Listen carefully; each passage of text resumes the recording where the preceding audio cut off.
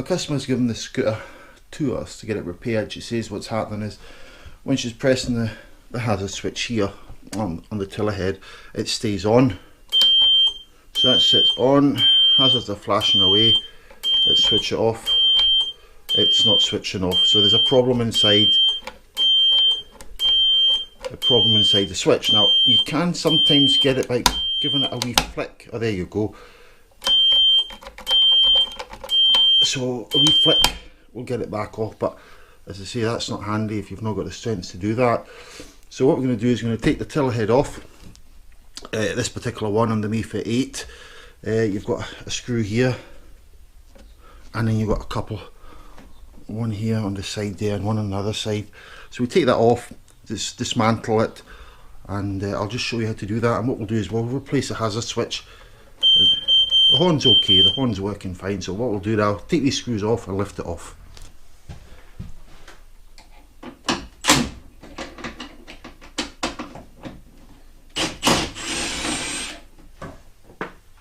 One.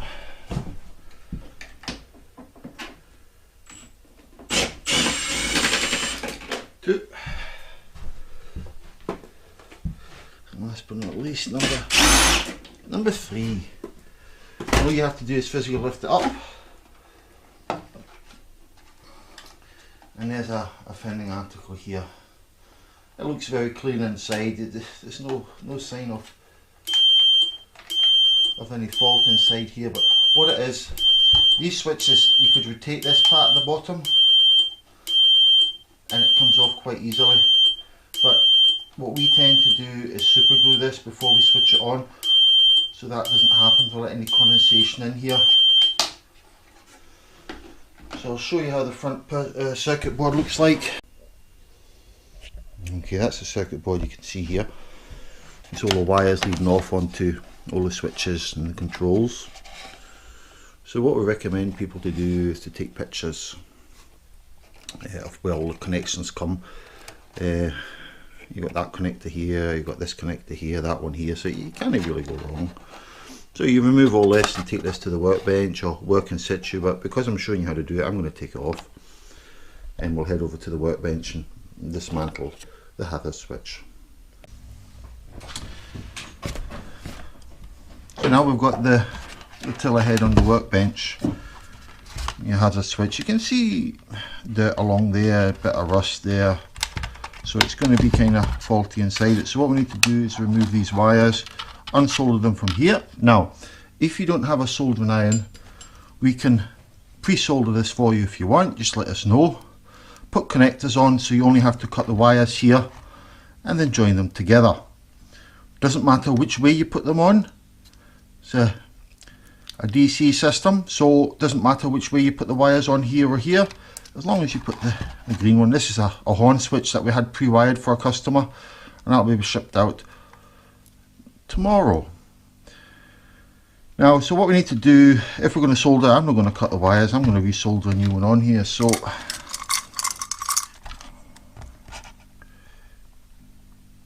just cut off the shrink wrap,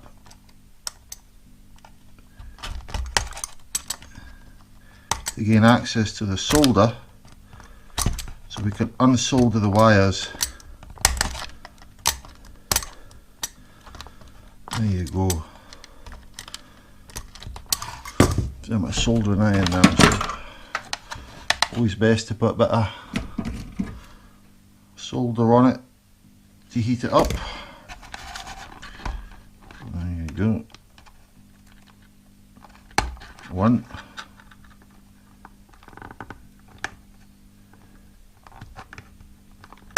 2. Right, so we'll put them aside.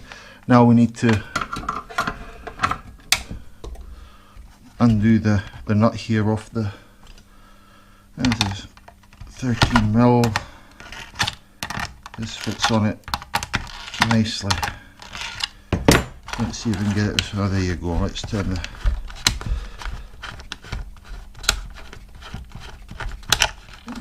right, this is a faulty one and replacement new one. Now you got wee rubber seal on this, quite handy here, isn't it? As I say, we can supply for the round ones we can supply wee waterproof covers. They will go over the top here, seal around the back, and just tighten it on against it so no water can get in there. So a wee bit longer life on them. Anyway, let's open this up to see how it looks inside.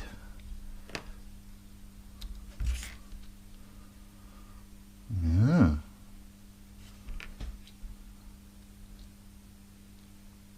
Right, okay.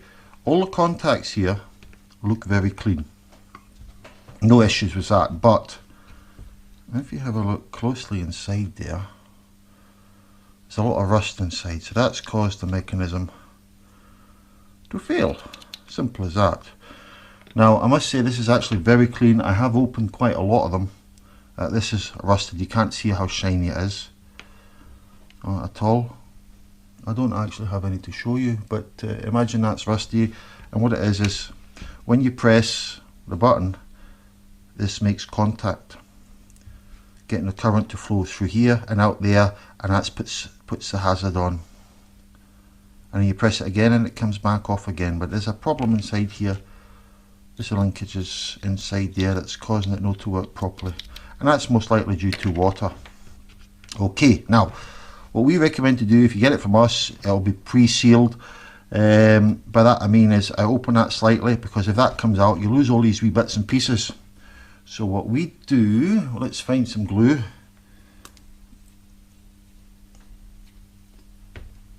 I just put a touch of glue in the gap there,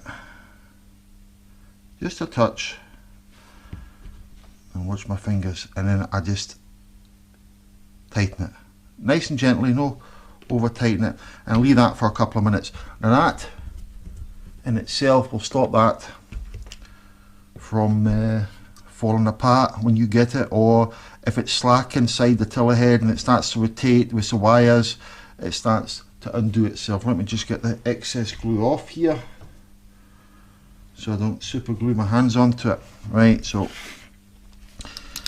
that's a new one there. So what I need to do is resolder the connections on here. So that's new brakes. All I need to do is put it back in here. Now I'm going to utilise this rubber seal again, because that's quite handy.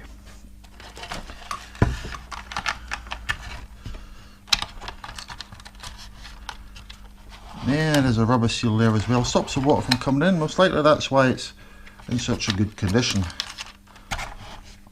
A spring washer.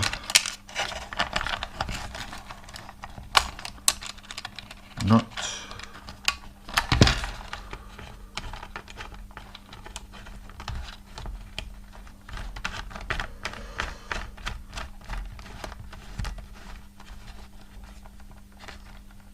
Let's have a look at that. Looks so we want it a triangle shape like that. 13mm spanner. Don't over tighten it. That's tight enough.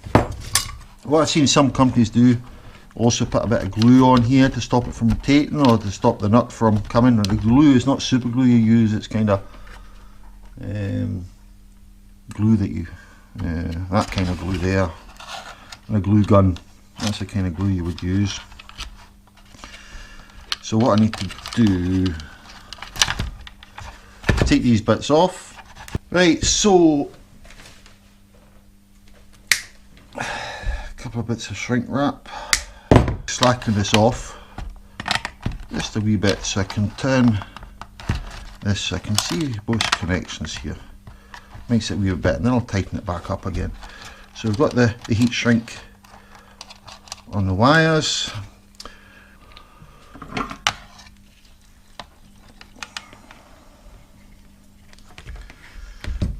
I'm just going to put a little bit of flux on here.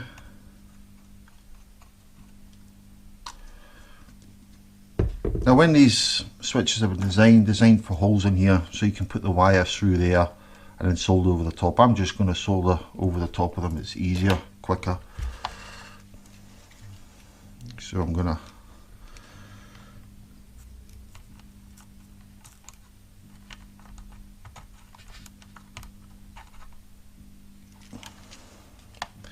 bit on that side Let me make this long enough. So.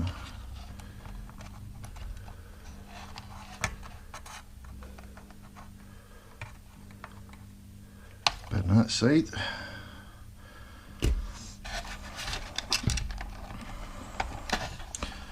So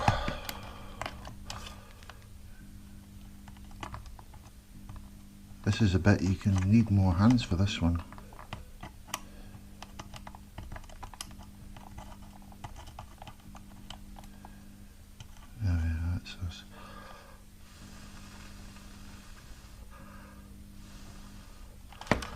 One on, a little bit more,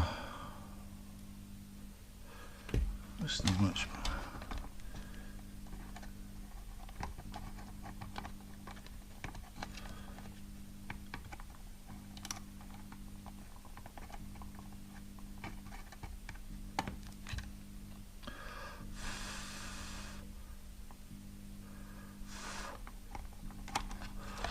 Right, soldering iron away,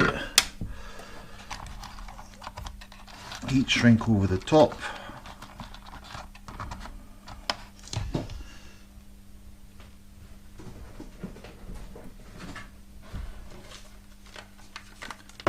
And a heat gun on it.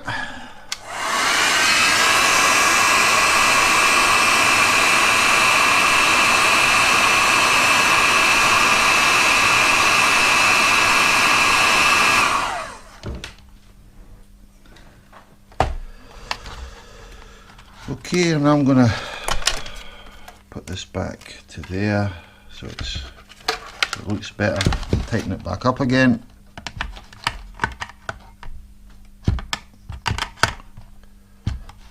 And that's it. So you do all the other ones exactly the same.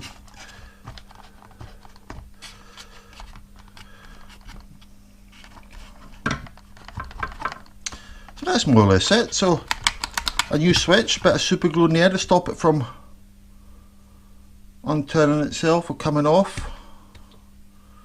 That's the old one, bit of rust inside there from where it's come from, although this doesn't come apart. So that's all your bits and pieces.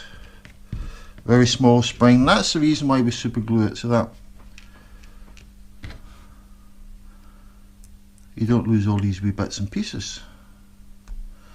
Now we can supply all these switches, pre-wired, no wired, up to yourself to do, light, horn, hazard, cover. So if you need any switches for any make and model, or most makes and models shall I say, just let us know. So we have them in stock, and usually ship the next day. As I say, if you need them pre-wired, just let us know. This particular heat shrink that we have, it's got glue on it, so it seals it. So hopefully this was informative to you, and if you've got any questions or if you'd like to subscribe, leave a comment below. I'd appreciate that. Thank you very much. Bye bye.